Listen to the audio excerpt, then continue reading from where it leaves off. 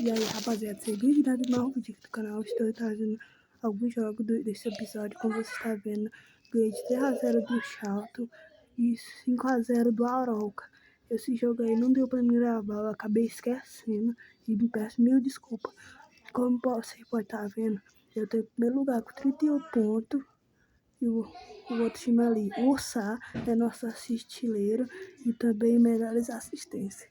No episódio passado, ou no retrasado, o Nico Claviga era os dois. Como você pode estar vendo, eu contratei esse atacante aí, o Dia, e o Alderete, que eu ganhei naquele negócio lá do agente vermelho lá.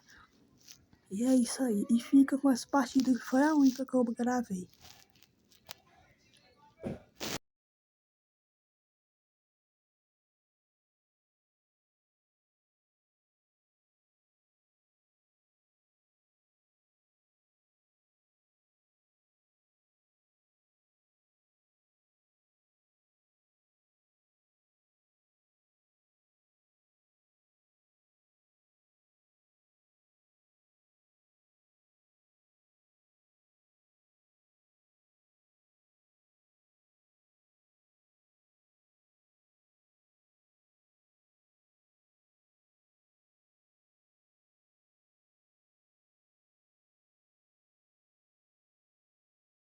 Esse jogo acabou sendo 4-0.